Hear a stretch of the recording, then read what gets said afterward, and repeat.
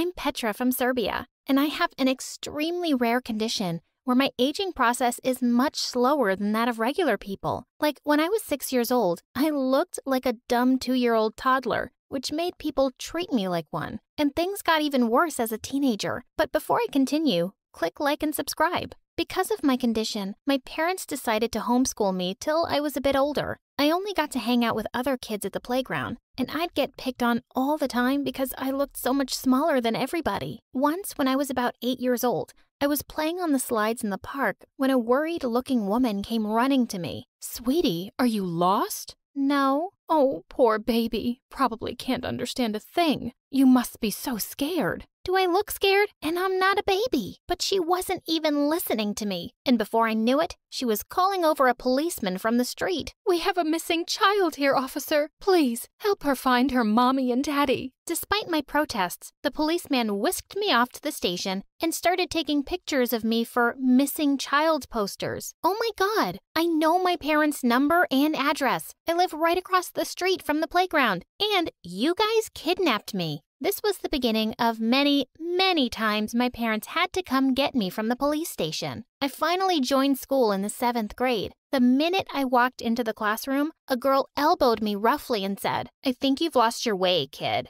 Oh, if only I had $1 for every time I heard that. I would be a millionaire by now, and I wouldn't need to be in this school with dumb people like you. And with that, I pushed her aside and took my seat. When I did all the math problems correctly in the first lesson, the teacher called me over, looking all starstruck. Wow, Petra, you're a genius. Thanks. Why? Because you solved these algebra problems meant for 12-year-olds. But I am 12 years old. The teacher just giggled and then did something I hated.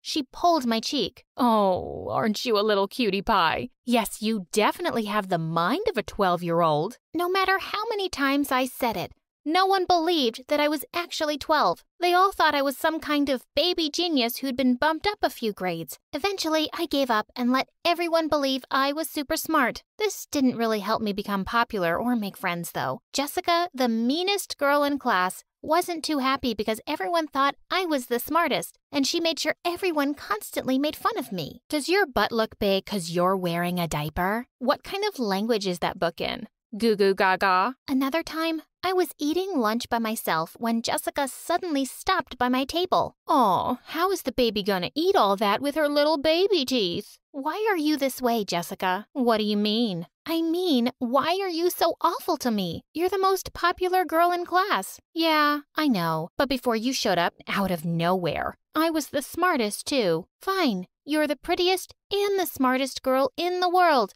Can you leave me alone now, please? Sure, but let me mash everything for the little baby to eat first. And with that, she started pounding my food with her fist. OMG, you are such a psycho. And with that, I picked up the smushed piece of cake and flung it at her face. She picked up my glass of juice and dunked it on my head. And before we knew it, everybody joined in for fun and a full-scale food fight had broken out. We both got detention. And after that day, I found a corner in the little playpen for the kindergarten kids and basically had lunch there by myself the next 3 years. Until one day, Josh came and sat next to me. Josh had just joined our class a few weeks ago, and he was a total babe. With all the popular girls drooling all over him, I was sure he wouldn't notice someone like me, which is why I was pretty shocked to find him here. Why do you always have lunch alone? Is this your first time in high school? Of course, I don't expect someone like you to get it. He took my hand and looked deep into my eyes. I don't understand why someone as adorable as you is here either. I was so annoyed at how fast that made my heart beat. After that, Josh and I became really good friends. He'd always invite me to watch his football games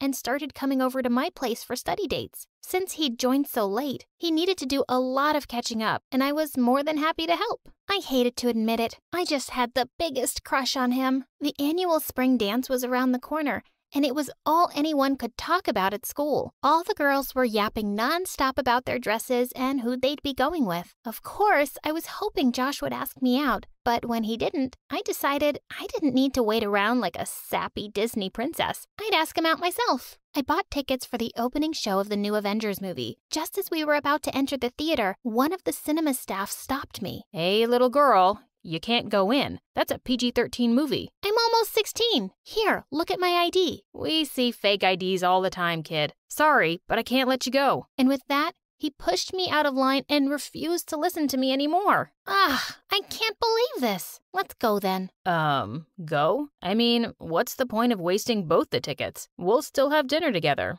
okay? And just like that, he turned and went inside. I was furious. I couldn't even go anywhere because he'd driven me here. When he finally came out after 3 hours, he was practically jumping with excitement. OMG, that was epic. Iron Man snapped his fingers and died, but he saved the world. He'd not only watched the movie without me, he'd ruined it for me completely. I thought maybe the rest of the evening would go a little better, but boy was I wrong. At the end of the meal, when the waitress brought us our fortune cookies, I looked over excitedly at Josh to open his and read the little note inside. Will you be my date for the spring dance, Josh? He looked up at me in complete shock. Petra, I don't know how to say this, but, no. How could you even think that? You're more like a little sister to me. I've already asked Jessica out. Man, you've really made things awkward. I felt so utterly crushed and stupid. I flung a glass of water in his face. I wish I could snap my fingers right now and make you disappear. And with that, I ran out of there and took the bus home. Nobody was more grateful than me when stupid high school ended and I was off to college. It wasn't too far from my town, so my parents could visit me often or come bail me out every time an officer thought I was an underage driver. Gosh, this is the 3rd time this month.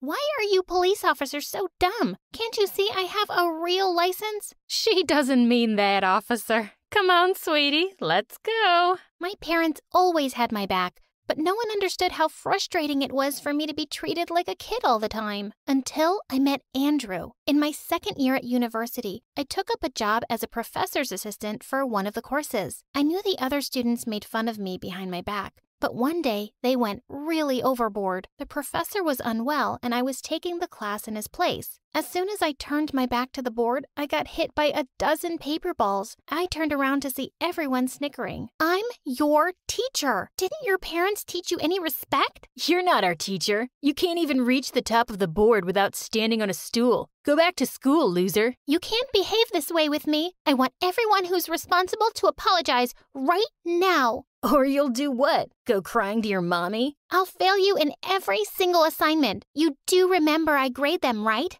Oh no, I'm scared. Miss Petra, will you forgive me if I give you a lollipop? That's it. Get out. Happy to.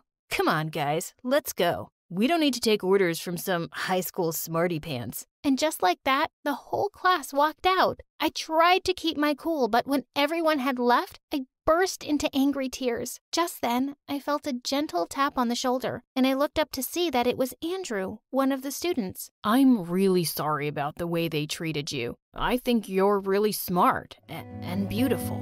We became friends, and soon after, we started dating. He was just the sweetest guy, and even though he looked much older than me, he was never ashamed to hold my hand in public, even if it got us weird looks. A few weeks later, I had an internship interview in another city, and Andrew offered to see me off at the airport. Just as I was leaving, he took my hand. Good luck, babe. I hope you get it, but I'll really miss you. And with that, he pulled me in for our first kiss. Blue Moon, for brighter days ahead.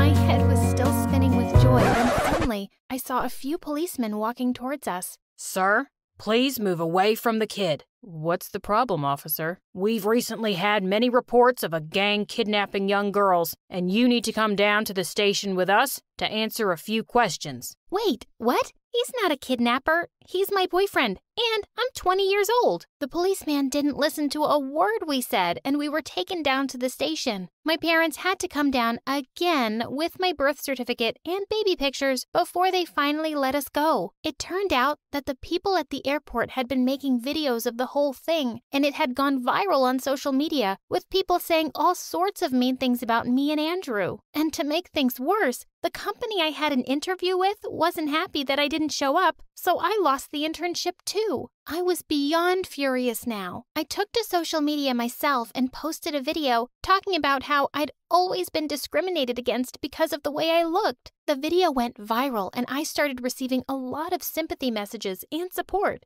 The public pressure made the police issue an official apology, and the company even offered me the internship again. But my condition had really sparked an interest in the public, and I was being invited to tons of TV and online interviews. All everyone wanted to know was the secret of my youth. Soon enough, I realized that people envied me. One morning, I picked up the local newspaper from the door and was horrified to see my face splashed across the front page with the headline, "Girl Discovers Secret to Eternal Youth." Babe, come here and look outside the window. To my shock, there was a massive crowd of people outside our apartment building, and the minute they spotted me in the window, they started screaming. "Have you discovered the fountain of youth? Tell us where it is. What do you eat to look so young? I'll pay anything for it." With your anti-aging formula for youthful skin, we can become millionaires. Come work for our skincare company. This was complete madness, and I had to put an end to it. I opened the window and everybody became quiet to hear what I had to say. Listen, there is no secret. It's a condition I've always had, and it's not a blessing. I've never had anyone take me seriously my whole life.